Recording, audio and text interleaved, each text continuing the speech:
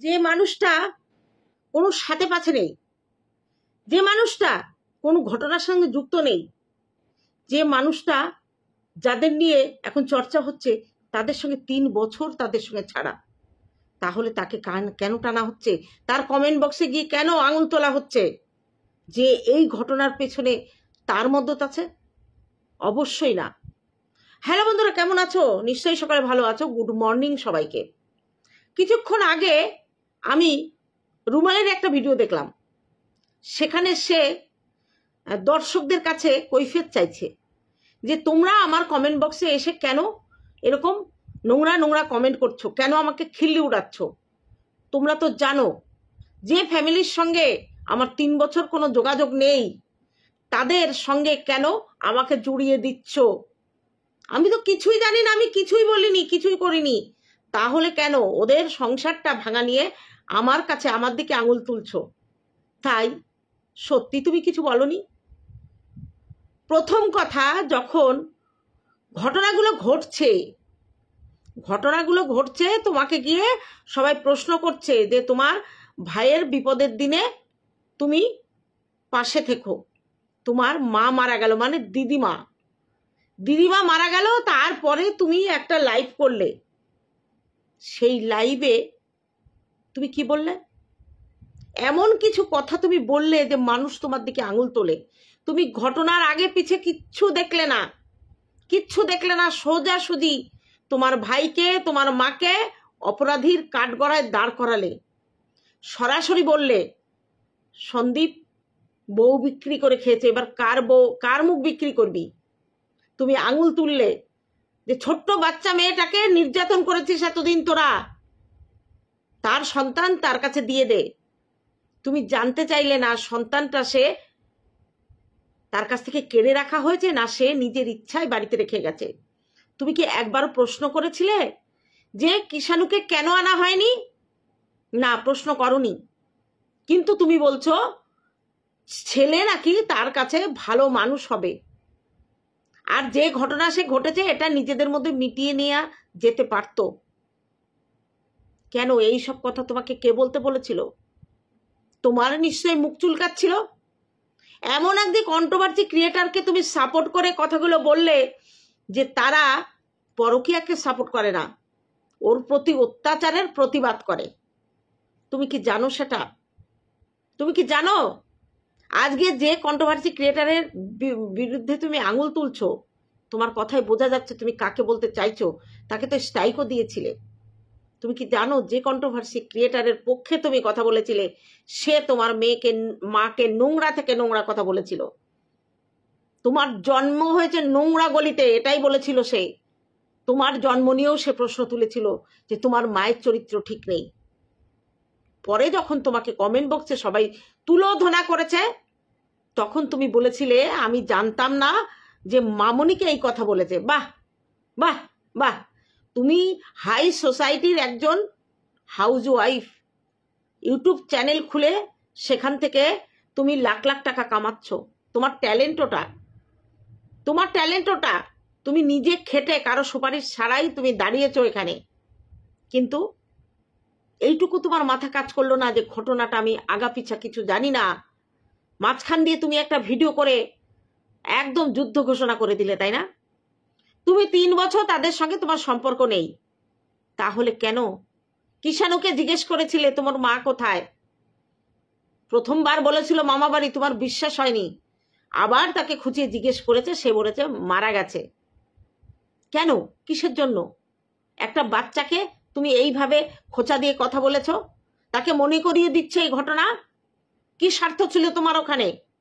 তুমি নাকি তাকে কোলে নিয়েছো, সেটা ক্যামেরা করে রেখেছো তুমি আবার প্রমাণ দেওয়ার জন্য। তাহলে 3 বছর যখন তাদের সঙ্গে তোমার সম্পর্ক নেই, তাহলে ওই বাচ্চার ছেলেটা কে এতগুলো কথা কেনই বা করলে তার সম্পর্কে? আর তার মাকে বাচ্চা মেয়ে বলে নিজের ভাই তাকে বিক্রি করে খাচ্ছে, এই কথা কেন বললে? তোমার মাকে যারা নোংরা নোংরা কমেন্ট ভিডিও করেছে তাদের সাপোর্ট কেন করলে? তুমি তো ভালো, তুমি কারোর সম্পর্কে কিছু যাও না, তুমি নিজের মতো করে থাকো, এটাই তার প্রমাণ যে তুমি নিজের মতো করে থাকো। আমি শুনেছি যে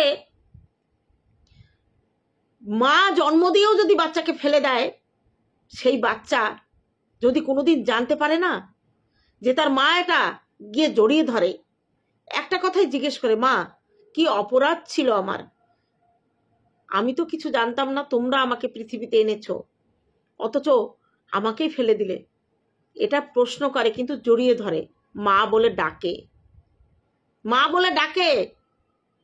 কিন্তু কোথাও এক সোশ্যাল মিডিয়ায় তুমি গেছিলে, সেখানে তোমার ফ্যামিলিকে বিক্রি করতে, সেখানে তুমি বলেছিলে যে মেয়ে সন্তান বলে তোমাকে বাড়ি থেকে তাড়িয়ে দেওয়া হয়েছে, সরিয়ে দেওয়া হয়েছে।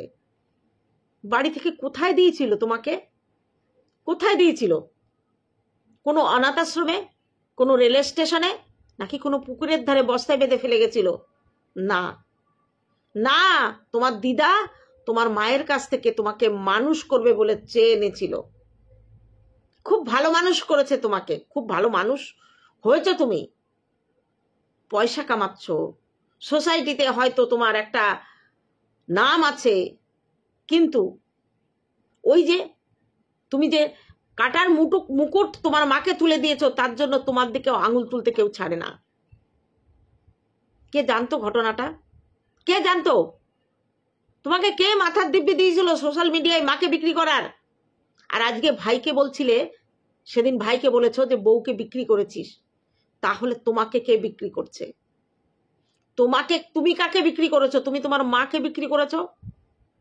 আর তুমি যে সোশ্যাল মিডিয়ায় এসে ইনকাম করছো, এর জন্য পয়সা কামাচ্ছ, সে তোমাকে কে বিক্রি করছে? তোমার হাজবেন্ড। তোমার এই কাজে সে নিশ্চয়ই সহযোগিতা করে। তাহলে যে কাজ নিজে করো, সেই কাজের জন্য অন্য কাউকে দায়ী করো কেন? আজকে তোমার কমেন্ট বক্স দেখে তোমার দুঃখ লেগেছে, তোমার কমেন্ট বক্স দেখে তোমার দুঃখ লেগেছে। যেদিন তোমার ভিডিওর জন্য তোমার মাকে নোংরা ভাবে লোকে কমেন্ট করেছে, নোংরা ভাবে লোকে ভিডিও করে তোমার মায়ের রেট জানতে চেয়েছে, তোমার মায়ের চরিত্র নিয়ে, তোমার মায়ের কাছ থেকে নাকি ওই বাচ্চা মেয়েটা পরকীয়া শিখেছে, তোমার মার কষ্ট হয়নি? তোমার ভাইয়ের কষ্ট হয়নি? তোমার নিজের মা, তোমার জন্ম নিয়ে কথা বলেছে, যে তাকে বলেছে তুমি বাচ্চা মেয়েটার নির্যাতনের সাপোর্ট করছে, পরকীয়াকে নয়। দেখেছো ডিভোর্স না হওয়ার সত্ত্বেও কি করে পরপুরুষের সঙ্গে কি করে বেরিয়েছে, এই খবরটা তোমার কাছে যায়নি? এখন বলবা না আমি এগুলো কেয়ার করি না, আই ডোন্ট কেয়ার, এটা বলতে পারো। তাহলে কেন মাঝে মাঝে এসে নাটক করো? কেন মাঝে মাঝে এসে চোখ দিয়ে জল ফেলো? আর সবাইকে বলো তুমি নির্দোষ, সবাইকে বলো আমি এর মধ্যে নেই, অথচ মধ্যমণি হয়ে তুমি বসে আছো। আমি বলবো না যে সরাসরি তুমি এই ব্যাপারে সাপোর্ট করেছে, কিন্তু আমার অনুমান, কারণ তুমি সেই রাস্তাটা তুলে দিয়েছো, খুলে দিয়েছো। আজকে তোমাকে 4 বছর ধরে সোশ্যাল মিডিয়ায় দেখছে, তোমার ভিউয়ার্সদের যদি তোমার প্রতি বিশ্বাস থাকে, তাহলে কেন প্রশ্ন তুলছে তারা? কেন তুলছে? কমেন্টগুলো আমরাও পড়েছি, আমিও পড়েছি। কোনো কমেন্টের সদুত্তর আছে তোমার কাছে? কি দরকার ছিল প্রথম ভিডিওটা বানানোর? তোমাকে যদি এসে কেউ কমেন্ট করে, তুমি একটা ভিডিও করে বলেই দিতে সরাসরি ভাবে যে আমি এর মধ্যে নেই, ওদের বাড়ির ব্যাপার ওরে বুঝে নিক, আমি এর মধ্যে নেই। কেন? তুমি সেখানে তোমার মতামত দিয়েছো, তুমি একথা দৃঢ়তার সঙ্গে বলেছো, কমিটমেন্ট করেছো সেখানে তুমি, যে 5 বছর ধরে নাকি সন্দীপ তার বউকে অত্যাচার করেছে।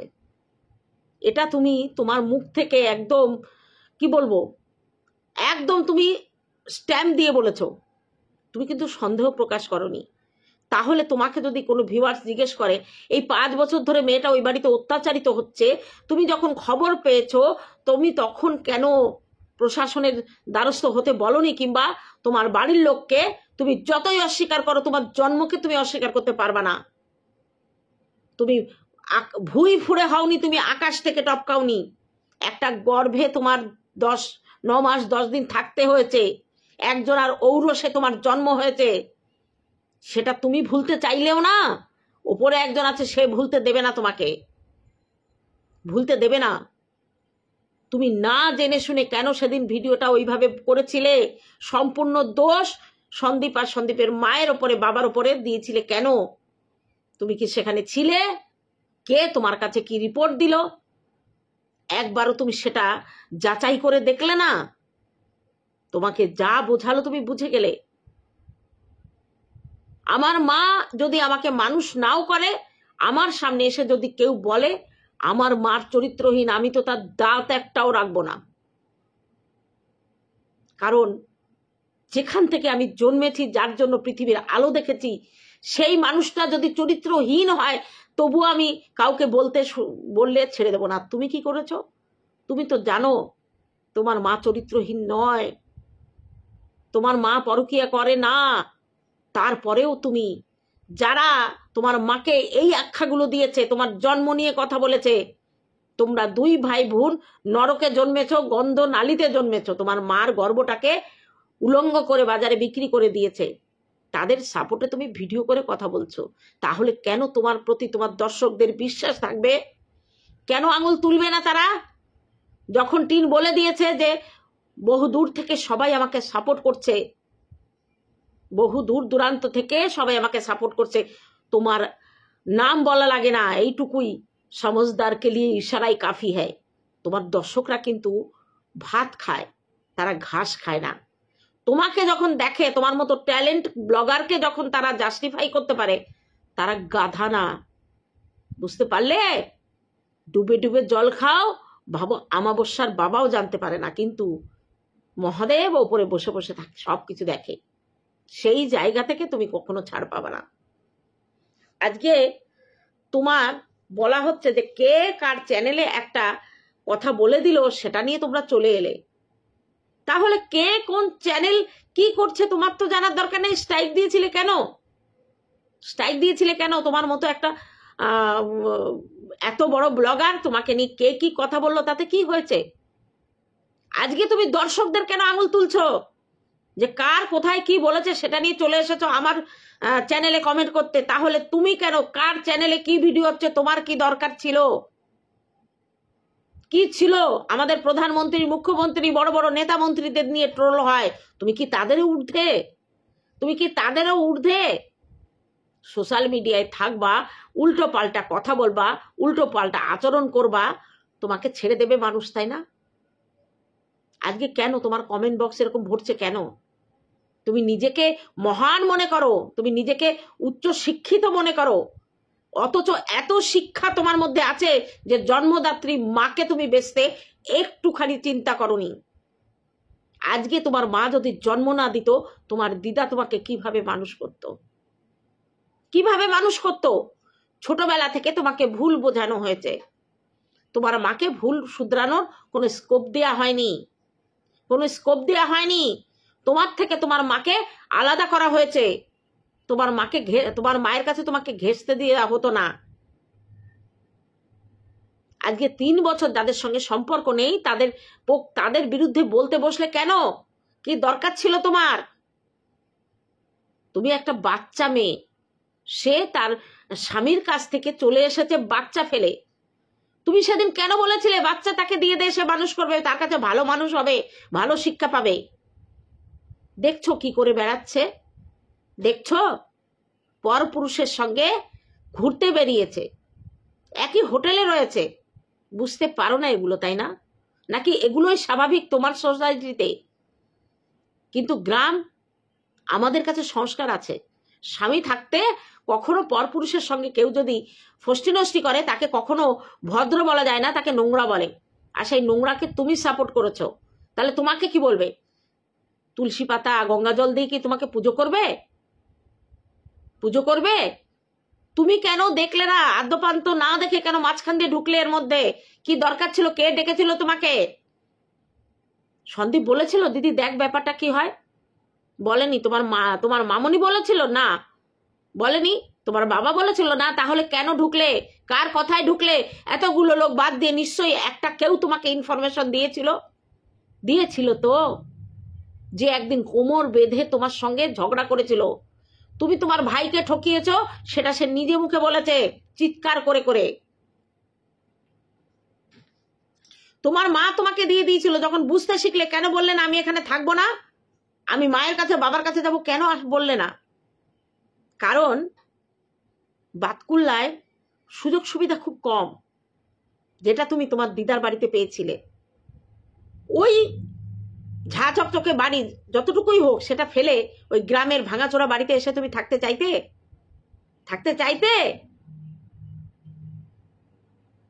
আজকে যতই তুমি বড় হও, তোমার জন্মের কাহিনীকে তুমি এইভাবে উলঙ্গ করে সোশ্যাল মিডিয়ায় বিক্রি করতে পারো না। কর্ণকুন্তী সংবাদ একবার পড়ো, কর্ণকুন্তীর সংবাদ একবার পড়ো তুমি।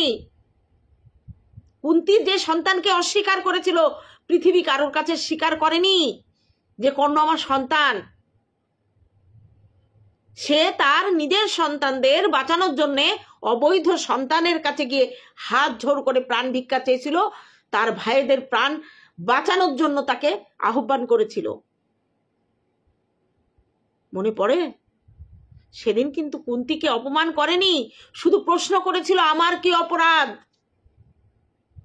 সে হয়তো মায়ের কথা রাখেনি, কিন্তু তার মাকে দুনিয়ার চোখে খারাপ বলেনি, যেটা তুমি বলেছিলে। তুমি তো তোমার মায়ের অবৈধ সন্তান নয়, তোমার বাবা মায়ের একান্ত তাদের ইচ্ছায় তোমার জন্ম হয়েছিল। তাহলে তুমি তোমার মাকে প্রশ্ন করতে যে মা আমার কি অপরাধ ছিল, তুমি দিদার কাছে আমাকে পাঠিয়ে দিয়েছে, জিজ্ঞেস করেছো কোনোদিন?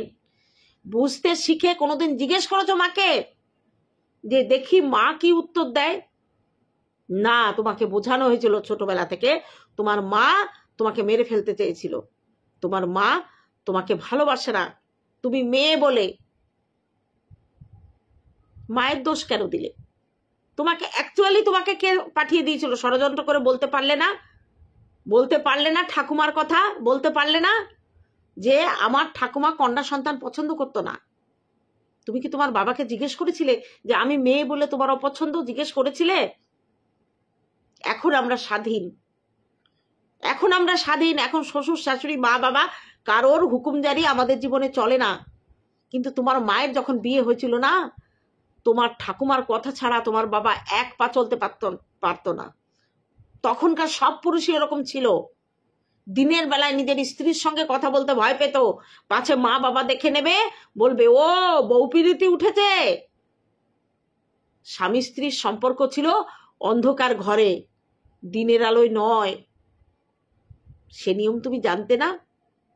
আর ওই অসপাড়াগায় যেখানে গরুর গাড়ি ছাড়া আর কিছু চলতো না, সাইকেল ছাড়া, কোনোদিন সে জিজ্ঞেস করেছিলে মাকে অ্যাকচুয়ালি ঘটনাটা কি? বাবাকে জিজ্ঞেস করেছিলে কেন আমাকে তোমরা দিদার কাছে দিয়ে দিলে? কেন তোমাদের আঁচল মুখ মুছতে পারলাম না?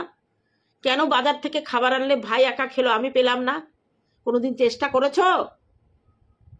না, শৌখিন জীবন আনন্দ উপভোগ করে মানুষ হয়েছ। আধিপত্যই ওই বাড়িতে আলাদা। তোমার ভাইয়ের মুখে শুনেছি, ভিডিওতে বলেছে, নিজের থেকে শুনিনি, ভিডিওতে, যে দিদি তোমার সঙ্গে কি আমরা কোনো ভাই বোন স্বাভাবিকভাবে কথা বলতে পারতাম? সব সময় তুমি তোমার নিজের চারিদিকে একটা গণ্ডি দিয়ে দিয়েছো। সেই গণ্ডিটা হচ্ছে তুমি হাই সোসাইটির মানুষ, আর এরা লো সোসাইটির মানুষ। তোমার ধারে কাছে কেউ ঘেঁষতে পারবে না। সবাই তোমাকে ভয় পেত কেন? ভাই বোনরা দিদিকে কেন ভয় পাবে? দিদি তো মায়ের সমান। আমার ভাই আমার মা কোথাও গেলে কান্না করতো না, কিন্তু আমি যদি কোথাও যেতাম লুকিয়ে যেতে হতো। এখনো আমার ভাইকে আমি সন্তানের মতো দেখি। তাহলে তোমার ভাই বোনরা তোমাকে কেন ভয় পেত? কিসের জন্যে? কিসের অহংকার তোমার? কিসের দেমাগ তোমার? কি পেয়েছো অহংকার করে? কি পেয়েছো? তোমার থেকে অনেক অনেক অনেক গুণী লোক আছে, অনেক গুণী লোক আছে। তারাও তার বাবার জন্ম ভিটেতে এসে না মাটিতে বসে ভাত খায়, মাটির দাওয়ায় বসে ভাত খায়, সিদ্ধ ভাত খায়, কাঁচা লঙ্কা শুকনো লঙ্কা পোড়া দিয়ে আলু সিদ্ধ ভাত, আমি নিজে দেখেছি। অথচ তোমার এত অহংকার, তোমার ভাই বোনরা তোমার পাশে যেতে পারতো না। আজকে কষ্ট হচ্ছে, তাই না? ওরকম কষ্ট তোমার মা পেয়েছিল যেদিন তুমি সোশ্যাল মিডিয়ায় বলেছিলে যে কন্যা সন্তান বলে আমাকে আমার মা আমার বাড়ি থেকে আমাকে বঞ্চিত করেছে। মুখ লুকিয়ে কেঁদেছিল। হ্যাঁ, এখন হয়তো বলতে পারো যে তুমি জানলে কি করে? নিশ্চয়ই জেনেছি কোনোভাবে। প্রতিবাদ তোমার মা কোনোদিন করেনি, এখনো করে না। মানুষটা কি খাটছে। কিষাণুকে তার মা আজ 8 মাস পরে নিতে এসেছে। তুমি যেদিন বলেছিলে যে তার ছেলেকে দিয়ে দেয়া হোক, সে মানুষ করবে, তার আগে জানতে যে ওই মা ওই সন্তানকে ফেলে চলে এসেছিল? মাল রিকভারির দিন সন্তানকে দেখতে চায়নি, যেদিন জন্মদিন সেদিন আসতে পারেনি, একটা কমিউনিটি পোস্ট জোটেনি। তুমি জানতে সেগুলো? আজকে বলছো আমি 3 বছর ধরে ওদের সঙ্গে কোনো সম্পর্ক নেই। সম্পর্ক না থাকলে কৃষাণুকে কেন জিজ্ঞেস করেছিলে? কিসের সম্পর্কে, কোন অধিকারে? তুমি যদি তাদের অস্বীকার করতে পারো, তারাও তোমাকে অস্বীকার করতে পারে। ওইটুকু বাচ্চা ছেলের মনে তুমি ঘুণ ধরিয়েছ, অন্য কেউ ধরায়নি, ওকে কেউ শেখায়নি।